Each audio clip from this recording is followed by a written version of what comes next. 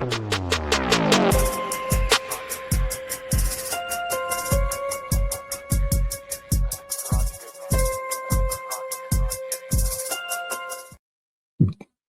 and peace, everybody. We are back. You saw the thumbnail. You saw the title. We're going to do something different. We're going to go look at uncivil law. Shout out to Kurt over there, Uncivil Law, excellent content creator.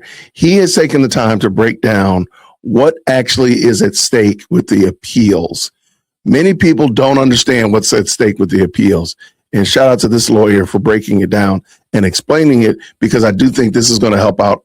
It's going to help out a lot of people who want to be helped out. For those people that are not going to be happy, they're going to still be upset. They're going to stay upset. But this right here, it's a tough pill to swallow, pretty much for everybody, because he has something for everyone. So let's bring it in. Shout out to Kurt. Let's go. Link will be down in the description. A jury took a look at Karmelo Anthony, decided he committed murder, and gave him 35 years. That was on a Tuesday. By Wednesday, the next day, he had already filed his appeal, handwritten for some reason, on a form he grabbed from a totally different county and then scribbled over. How professional. And in that appeal, the one where he's asking the Texas state to hand him a free lawyer, he says he's broke. Not tight on money, broke.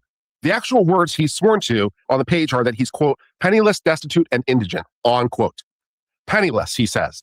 After his supporter raised, let's sit on this number for 1 second, over $600,000 worth of funds. So either 600 grand vanished in 14 months, or someone's telling a judge a wild story in week 1. And the internet, of course, has already decided which, because the internet has a law degree from the University of replying to things. Well, here is the problem. Everyone is wrong. The GoFundMe crowd, the lock 'em up forever crowd, left, right, all of them, because none of them has read the single thing that decides what happens next. Well, I've taken the time to and looked at the whole case. So let's talk about what's actually going on in the Karmelo Anthony case and why the appeal is causing everyone to lose their minds over the thing they think it is, which it's not. Not even close. Right. I'm Uncivil Law. Let's get uncivil about it.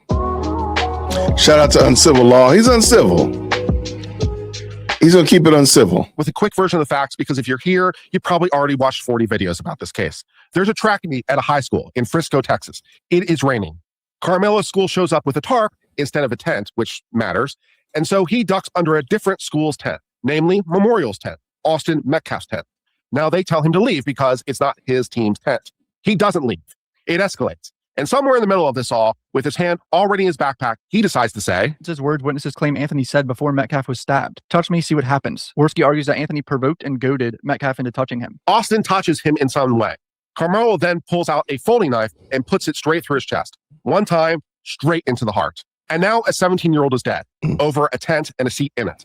And the other 17-year-old, who at the time was a good student, working 2 jobs and someone's son, is going to do serious prison time over this. There is no version of this where anybody wins, and I'm not going to pretend there is in order to sell you a thumbnail. This is the event. Everything the internet is actually fighting about, however, happens after it. Now, here's where the people who are screaming legal lynching didn't bother to watch the trial. There were 20 plus witnesses, and the kids who were actually under the tent, Austin's teammate, and even the guy Karmelo actually knew, got up one after the other and basically said the exact same thing. The prosecutor asked it point blank. Bill Worski asked a witness, did Austin deserve to get stabbed? No, sir. Was Austin Metcalf the aggressor? No, sir. Over and over. Teenager after teenager. Now, were they consistent in every aspect? Of course not. They contradicted each other over the details, which is to be expected. Was there one hand or two in the touching? Were the brothers standing? Was it raining at the time or not? And that's fantastic if you're cutting a TikTok. The witnesses contradict themselves. Boom, 10,000 likes. But here's the phrase I need you to tattoo somewhere, because it's coming back about 9 more times. A messy witness is a great closing argument, but a garbage appeal. And as for whether the knife was legal, his own lawyer admitted in closing that bringing that particular knife to school broke the rules. When the defense attorney is conceding points in his own closing, the energy in the room is not exactly leaning towards that not guilty verdict. The headline argument in this case on social media has all been about self-defense. And everyone yelling self-defense online is running the playground definition. He touched me, so I get to do anything I want. That is simply not the law anywhere. And it's not the law in Texas. Yeah, Texas self-defense comes with 3 words bolted to it. And if you remember nothing else from this video, remember these: reasonable, necessary, and proportional. You can use deadly force, and knife is certainly deadly force. Let's not insult each other. But only when you reasonably believe it's immediately necessary to stop someone else's deadly force. Now, Karmelo's dad went on TV and said the state had to prove it wasn't self-defense. And credit where he's due, that is correct. The burden is on the prosecution to disprove that it was self-defense. Of course, when he was saying that, he left off the second half of the sentence. And they did carry that burden. Because the question was never around, did Austin push him? It was, does a push or a shove or a touch from an unarmed kid justify a knife to the chest? And 12 people correctly said no. That is not lawful self-defense. Now, Bill Worski goes up. Prosecutor, do not let them turn a threat into a warning. He urged jurors. This is not some benign warning. This is ludicrous. Anthony had a secret. He had a knife that day. He was always going to come out on top that day. That is his mindset. You don't get to meet a shove with a stab, especially if you provoke a shove. This is unjustified provoked murder. And then there's one other key doctrine that actually buried this defense: provocation. In Texas, or pretty much any other state for that matter, if you start it, if you bait it, you don't get to do self-defense. Period. And the state's whole theory of the case was that when Karmelo Anthony said, "Touch me and see what happens," said by a guy whose hand was already on a knife. And that's something I think many people have they just ignore that Karmelo Anthony was said to have been the aggressor, was said to be the instigator by several of those witnesses. So it's not just I'm saying it or one person saying it, but multiple people said he was the one that antagonized. He was the aggressor, the instigator. He's going to bring up another case that I didn't know about, but again, same thing happened there. Watch this. That is not a warning. It's an invitation. It's bait. The judge let the jury weigh that issue over the defense objecting the entire time, and the jury went, yeah, that's provocation. For those of you who remember the case, this is a little bit like the Texas father and son duo, where the father said, "Take your swing." Come closer to me, I'm gonna kill you. Hey, did you hear him say he's gonna kill me? Take a swing. Point it out. Go ahead.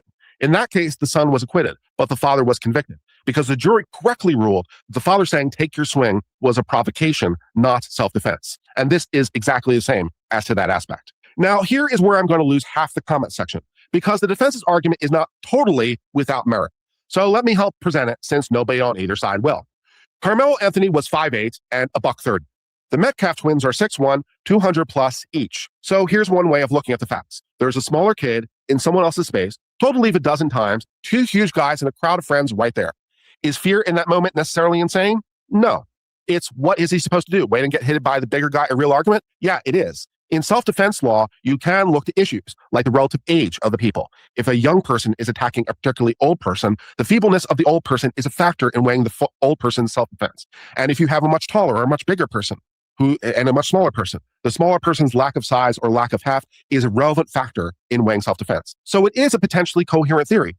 It's just one that, in this particular case, 12 people heard, then looked at a dead, unarmed kid with no defensive wounds and didn't buy it beyond a reasonable doubt. That's not a railroad. That's a case that he simply lost because a jury gets to decide the facts. That exists, and pretending it isn't is how you end up surprised on a Tuesday afternoon. All right, so now we must turn our attention to the appeal. The slam dunk 10 million people called out before they even finished the headline. To no one's surprise. Here's a very good point that he's going to make right here, and I really want people to pay attention. He's going to break down what an appeal is and what an appeal is not. And sadly, there are a lot of people, a lot of them, that think that it's something that is not. And it's going to hurt their feelings, but it's going to be real. Let's go. The day after the verdict, he filed his appeal. And the internet detonates. He's getting a new trial, they say. They're overturning. Justice is uncoming. No, none of that is real. An appeal is not a retrial. It's not a do-over. No one gets to recall witnesses. There's no new jury. 12 strangers do not get a second swing. An appeal is a few judges reading a cold transcript, asking one deeply boring question. Did the trial court break some sort of rule? Did someone object to it at the time? And did it actually change the outcome? That's the entire game on appeal. You know what's not on the list? The witnesses were inconsistent. Remember our friend? Great tweet, but terrible appeal. On appeal, the court will read all the messy testimony in the light most favorable to conviction. Remember, it's innocent until proven guilty. He's been proven guilty, so the presumption of innocence no longer applies. To the appeal court, it's a presumption of guilty at this point, and the appeal court reads all the evidence in favor of the presumption of guilt. Every contradiction that helped the defense at trial, it evaporates, gone, because the jury is the finder of fact and gets to decide which facts they believe and which facts they don't.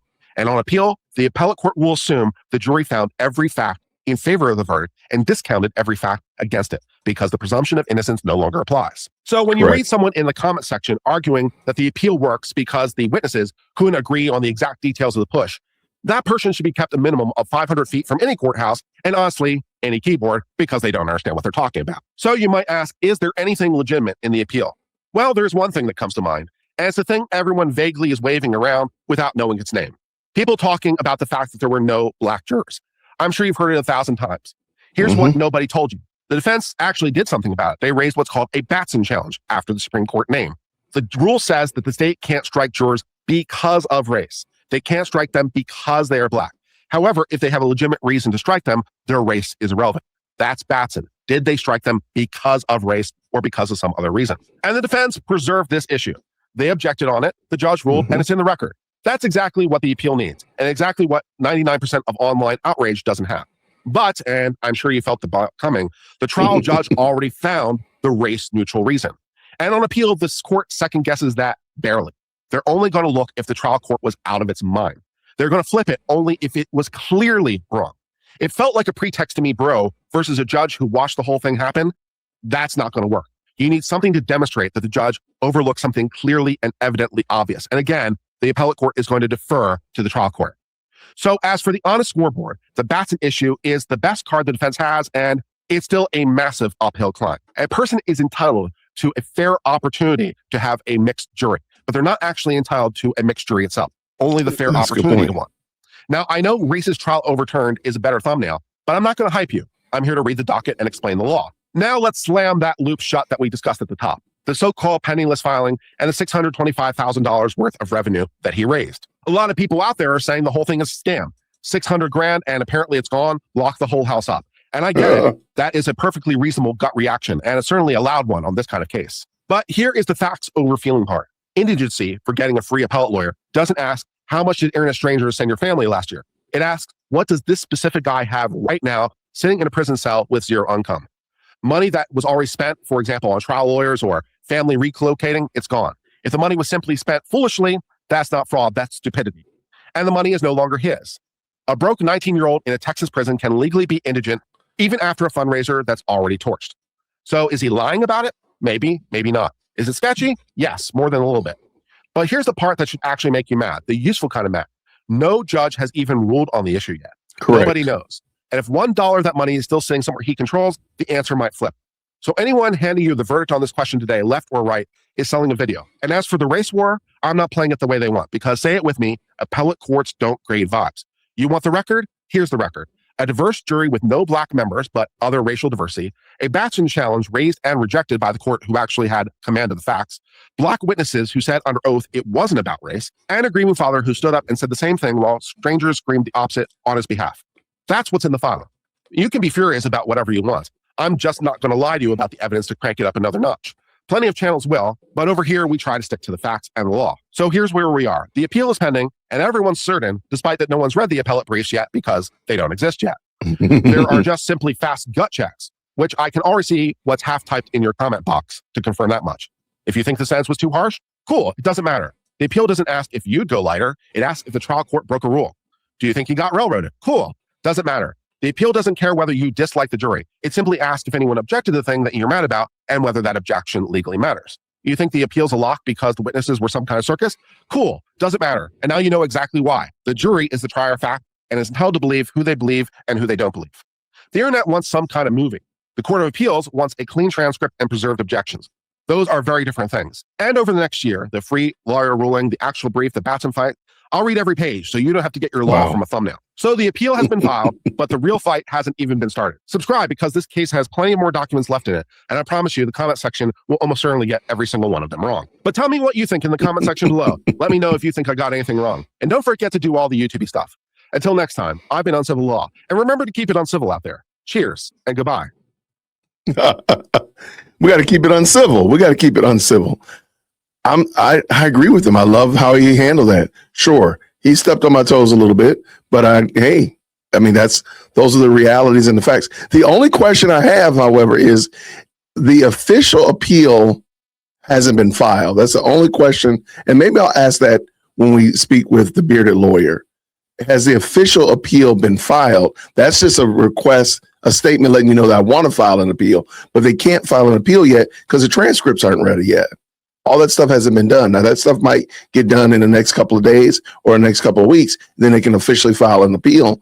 But I don't know if there is a notice of appeal versus an actual filing of an appeal. That's the only question I have for Kurt. But let me know what y'all thought. Comment down below. Did Kurt hurt your feelings in any way? I'm gonna leave the link to the video so you can go over there and tell him. But let me know as well over here. Did he hurt your feelings? Did he step on your toes in any way? Were you offended by what he said about getting your law degree from the comment section? Let me know. I appreciate y'all for rocking with us. Thank you so much for liking the video. I'll see you real soon. And until then, grace and peace. Thank you so much for tuning in to another episode of the Jay Witt Podcast. If you enjoyed today's show, please do me a favor and hit me up with that 3-piece special. Like the video, subscribe, and of course, share it with somebody who would also enjoy this type of content. And make sure you leave a comment because I do pin the best comments to the top. So thank you so much for tuning in today. And until next time, everybody, grace and peace.